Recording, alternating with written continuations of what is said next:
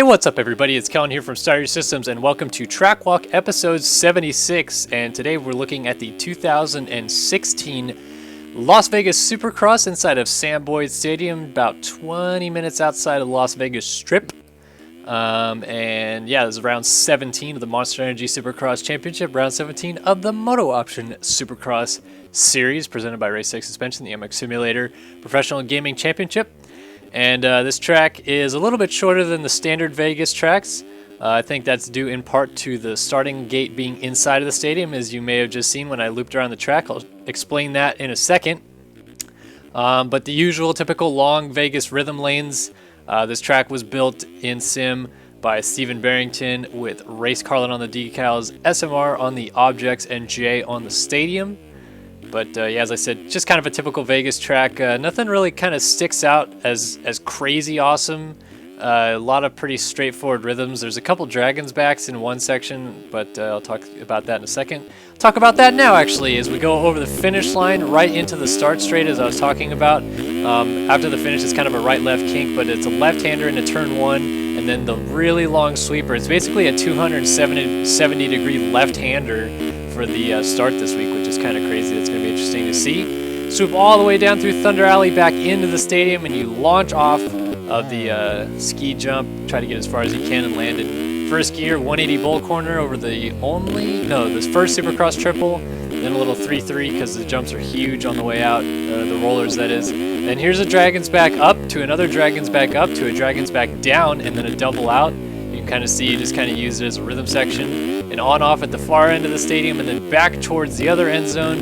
You got a little 3 rollers, a 3-5-3 triple, and then another Supercross triple into a 180 bull turn to the left. You could go 3-3-3, 3-4, 2, or any other variation that you want, but the line I did right there is pretty much the fastest into a 180 U-turn. A whoop section with ruts in it before the finish, and that is a lap at Las Vegas, so go ahead and go on board with me.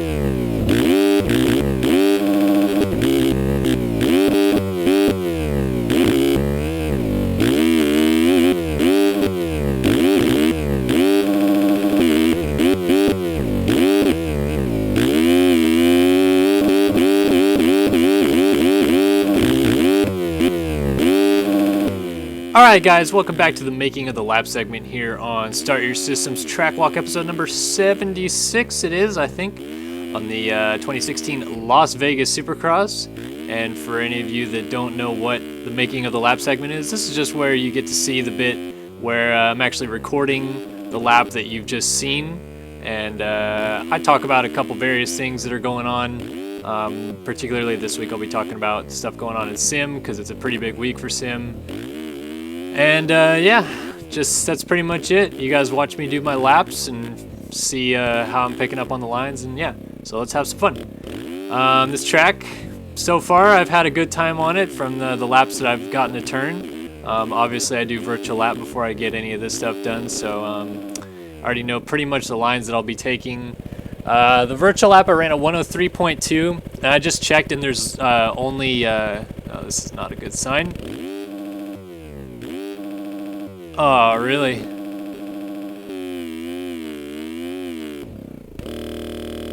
Come on. Get out of the bales. Literally stuck in the Davalos bales here.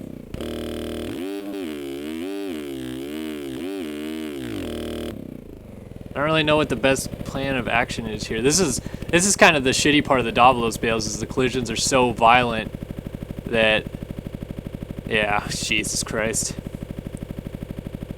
Do do do do do do do.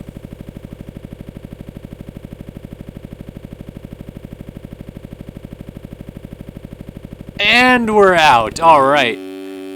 So that was an ordeal. Got stuck in the Davos bales. And as I was saying, I did a 103.2 for the virtual lap, which right now puts you about 19th of 20 in the 450 class. And because I'm on a 450, obviously I'll probably talk about the 450 class. With it being Vegas and the coast finally being back to, I mean, like both coasts are racing this round, you won't see pretty much any 250 rider racing this 450 class. So we'll have a pretty low 450 turnout, one of the lowest of the year. It might get so low to the point where we might not even have to run heat races or anything. As it stands right now, there's only 20 signups, so not 20 signups, but 20 laps that have been ran. 20 riders that have ran laps. So, you know, if you're in the if you have a pro license and you want to race this week, you're gonna get in guaranteed to at least race the night show. So you can go ahead and spin a lap or two. But if you want to make the main, this is probably also your best chance. We usually see some breakout rides in the 450 class from some guys. You know, I can't really name names, but I remember, especially back in like 2012 and 2013, it was like, wow, I don't think I've ever seen that guy do that well here. Oh, I mean, thinking about this, back in 2012 when I was getting ready to make my first team in the game, which was MXID, which was the website that I used to run, the guy that was helping me make that team put it together, his name's Alex Welsh, and he doesn't play sim anymore. He's pretty much long gone. He was more known as Storms for any of you kind of OGs out there. But Storms finished 9th in the 450 main event here, and that was far and away the best finish he ever had. I mean, he was a good rider when he was actually, you know, putting the time into the game and stuff, but you know, a 9th was the best he could do, and he got a 9th in the 450 main event here. So that just goes to show that the 450 class is going to be less stacked, which is definitely going to play in the hands of Tyson Fresquez, just because there's not other people getting in the way. And with Tyson out to he's got an 11-point lead on his teammate Hunter Root. He just needs to finish in the top 5 at this round to sew up his 3rd title. So it's definitely doable with the lack of people that are going to be racing. I haven't looked too deep into it, but I would be willing to believe that some people that have been racing 450s all season even, but are eligible to drop down and race the 250 East-West Shootout are going to try, because there's a huge prize up for grabs for the East-West Shootout put up by Versus PC. So I would guess that a lot of guys would jump down and try to do that, which again is just going to free it up for Tyson to have an easier chance of winning that title. That's not a help at all to Hunter Root. I mean, he has to pretty much go out and win this race to get a shot at winning this title still. And he can totally do that. I totally believe he will. And I think that, you know, this title fight is definitely not over. I'm not saying that by any stretch of the imagination. But Tyson's been pretty solid the last few weeks.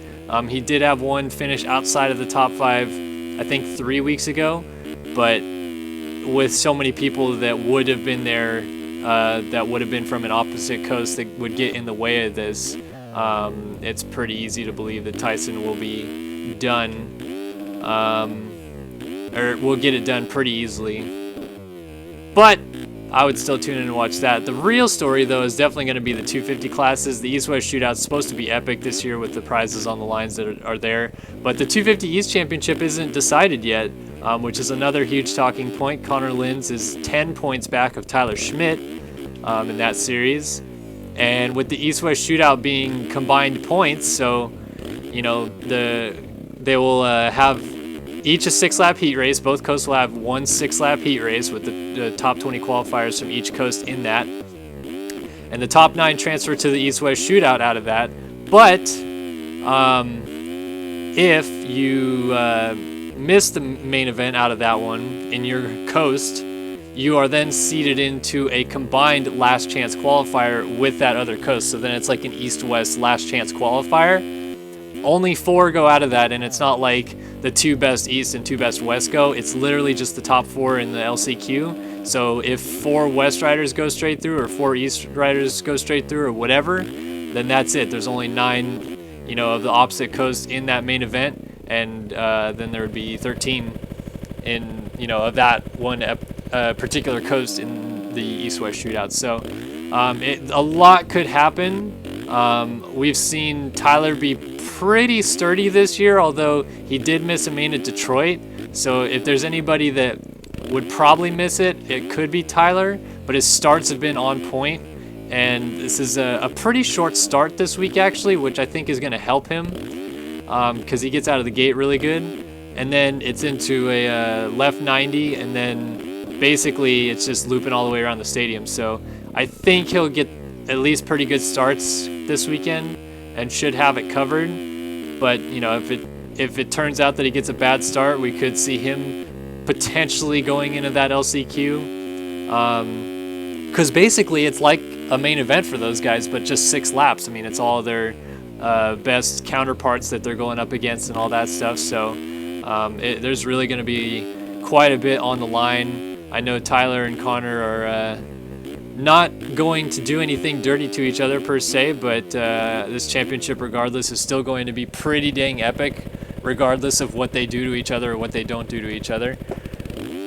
And I mean, you know, just as a fan of this game, it's going to be a must-watch. So that's going to be we're going to start the stream, I think, this week at about 5:20 p.m. Pacific. That's 8:30 Eastern. I think that's roughly 2:30 GMT for any of you European viewers.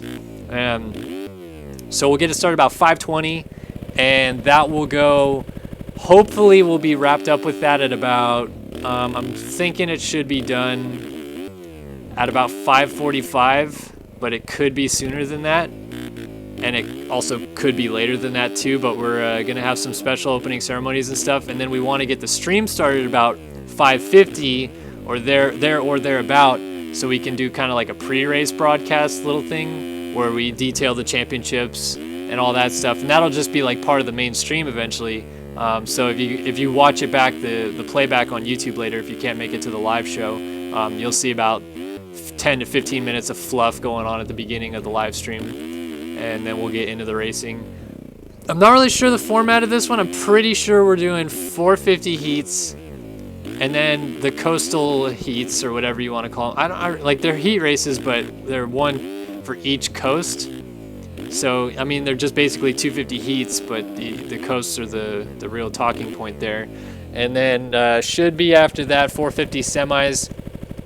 If we even have to run them, that's another thing. The program itself might just go by really quickly if suddenly there's not enough 450 guys on the gate, which is kind of my talking point, which is why I hope any of you 450 pros out there watching do end up signing up and racing, just for getting people on the gate's sake. I don't want to have this kind of, you know, empty 450 gate to end the season. I think that's kind of sad, especially with a championship on the line. It seems kind of like it's unfair for Root's sake. But it could turn out that there are no 450 anythings. There will be probably 450 heat races, but it will just be qualifiers. If there's less than 22 riders is what I'm getting at here, they may just do 450 heat races, and that will literally just be like sort of as if it was like a qualifying race. So, you know, the fastest heat and the winner in that heat gets first gate pick for the main, and then the winner of the second heat gets second gate pick. All the way down. You kind of get where I'm going with that. It could turn out that way, and then the night would go by super quick then, because it would just be 250 stuff back to back to back. It'd probably be 450 heats. Then the 250 heats, they may take just a small break to let those guys kind of regroup and then ride into the LCQ. Maybe another small break to get everybody psyched for the main event, and then the East-West Shootout, which again counts for points for both coasts. And the championship is not done yet in the East. There's only 11 points between Schmidt and Linz, and if, you know, let's say Linz wins the race and Tyler finishes, you know, he has to, so Tyler based on wins has to finish 4th this weekend. No, 5th, sorry. If he finishes 5th, guaranteed title. If he finishes 6th and Linz wins the race, which is the only scenario that would work, Linz wins the championship by virtue of wins, I'm pretty sure. I know Tyler had 2, and Linz must already have 2. He at least has 2, and that would be his 3rd right there. Or if not, it would be his 4th, and he already has 3. either way, Linz would win the tiebreaker on wins by getting the win in Vegas and Tyler finishing 6th. But my point with this is, let's say, for example, Linz wins, and then there's 4 West guys in between Linz and Schmidt. It doesn't matter. Like, it's not like they're scoring East and West separately. It's literally all combined. So, Tyler would get 6th place points for finishing 6th, even though he's the 2nd East finisher. So it's very, we'll talk kind of all the way through the night about how it's going to work out and everything like that, so people aren't like way confused or anything, but it definitely is kind of a confusing format. And it's going to make things very, very interesting, I think, at least. I mean, this is going to be an epic night of racing. We've got a bunch of promo stuff going on to get people kind of hyped for it, and this video is kind of part of that. And Versus PC stepping up huge with sponsoring with over $250 worth of prizing for the East-West Shootout. The Versus-PC.com Triple Crown is also up for grabs right now, and we'll highlight that. That was all the races dating back. Daytona was the first round of the Triple Crown, and then Boston was round 2. And now this is the final round in Las Vegas, so we'll talk about that throughout the night.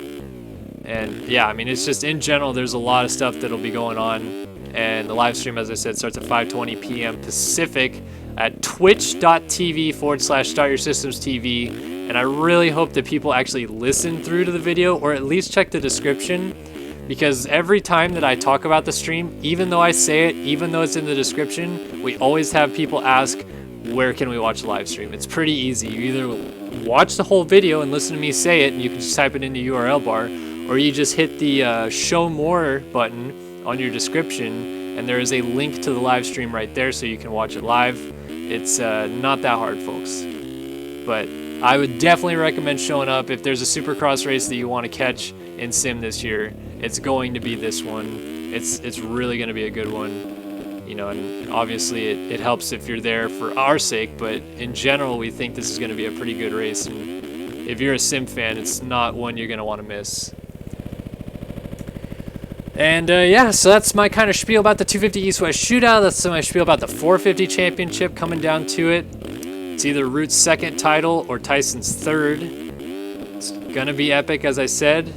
Not really much going on in the real Supercross race, other than the East-West Shootout's going to be epic there too. But the championships are a little bit more spread out, and I don't think there's anything really huge on the line for winning the East-West Shootout other than team bonuses or anything like that. Mookie comes in with a 14-point lead in the East, and Cooper with a 16-point lead in the West. So, barring absolute disaster, those guys should have things pretty well covered. But still, it's going to be a pretty fun race to see those guys come together. And then obviously the 450 Championship already kind of wrapped up. Dungey did that last round. So still going to be good racing, good night of racing. I really have no idea what's going to happen in the 250 class. I think that Malcolm and Cooper both ride safe and just get the points that they need and not try to, screw themselves out of the championship by going for the win or anything silly like that. But I could be wrong. I mean, they may want the bragging rights of winning the East-West Shootout. I think if you're going for the championship, the bragging rights don't mean anything. But they are making the East-West Shootout far more interesting this year as a viewer, because they are, doing this format where the East-West Shootout counts for points for both coasts instead of the way that they used to do it, which honestly wasn't that exciting. So I ran a 103.5. I would like to lower it if I can, just to show you guys some better lines, but you've pretty much seen that there's pretty straightforward lines. That last section, I saw a couple guys going quad at some point. I don't know if that's really going to be faster or anything, so I wouldn't try to bust your balls to go 3/4 2 is what I saw, because really you stay much lower on the 3 out than you would on the 2 out. It's just that you're jumping farther on the 4, so you don't have to let off. I mean, it's kind of a catch-22. I don't really think it matters that much.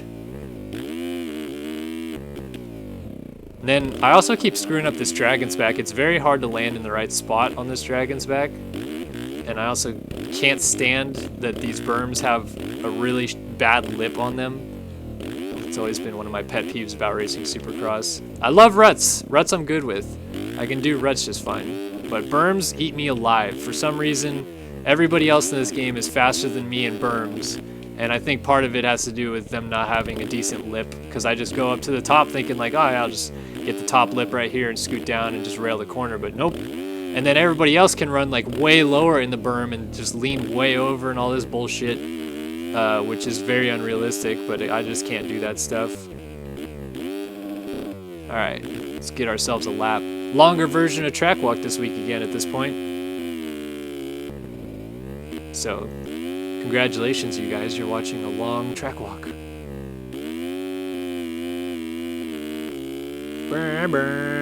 Through Thunder Alley, toss off this and land in first gear. And if you land straight, you'll be fine landing in first gear. And it just, all it does is help you make the corner a lot easier.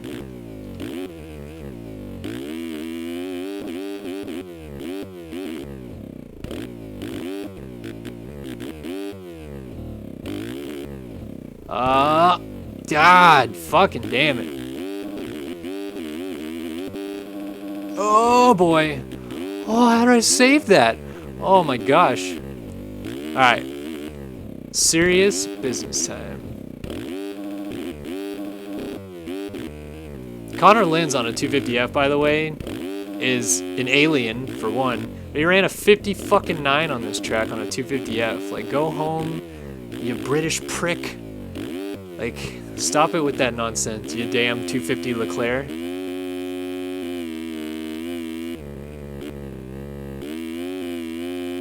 There's a little lip on the outside of the sweeper this year, which I kind of like, just because if you do swing too wide, at least there's a comfort zone out there.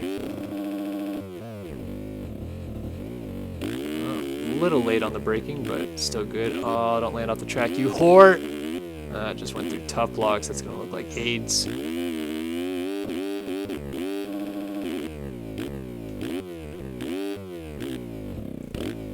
Didn't get the rut. It's alright. Still kept a good speed.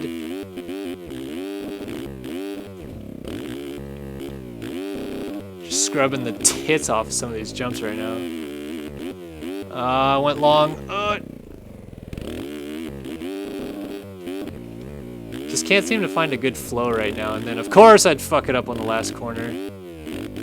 These whoops are no fun. They have ruts down either side of them this week, and they just, they're not, Jesus Christ. They're not easy to roll either, which makes it difficult, so. And then also the lap times in general are just kind of shorter for Vegas. I don't know if that's, I think that has a little bit to do with the track layout. I think because the start line is inside of the stadium this year, it shortens up the lap a little bit because the lanes aren't as long as they used to be, because they used to be able to just go like end to end in the stadium. Now they come up a little bit short because the start line was basically at the which way is that? That would be the north end zone.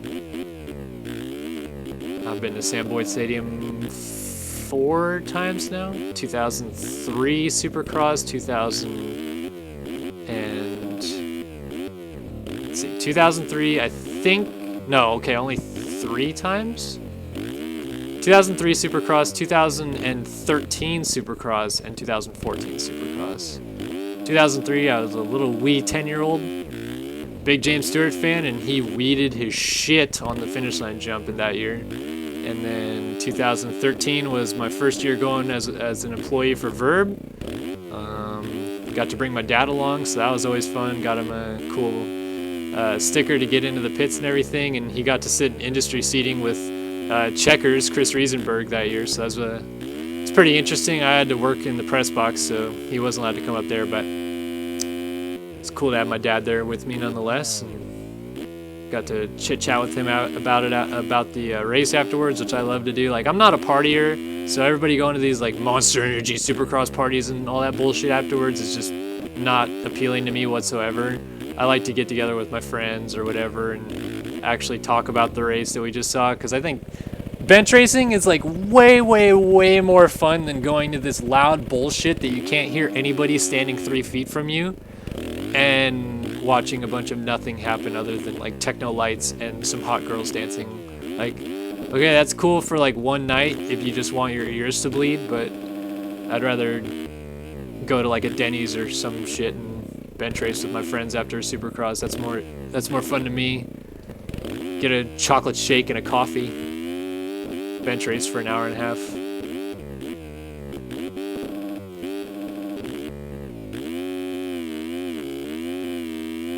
Alright, this is one long track walk episode right now, isn't it? Trying to get the power. I can't wait to see Tyson Fresquez flat track the shit out of that sweeper this weekend, or this Thursday rather. Tyson is, like, by far, I think, in my opinion, the best flat tracker in this game. Like, he's pretty freaking good at it. So he's probably going to rip that sweeper up.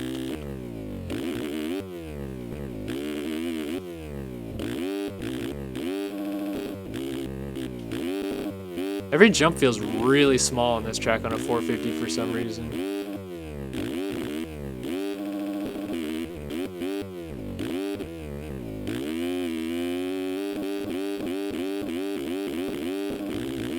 .1025, and I tossed the finish line. So there you have it. That's a lap at Vegas. For fuck's sakes, 19 laps in. It took way too long.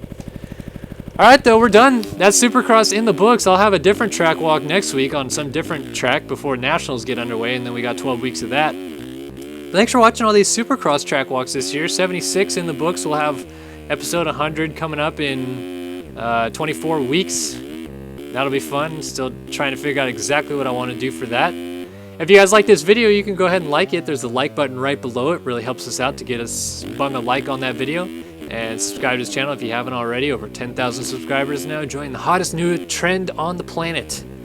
Hit us up with your comments if you have any questions or what have you, and try to get back to you as soon as you can. And hopefully you learned a thing or two about this week's track on Track Walk episode 76 here on Starter Systems. We'll catch you guys next time.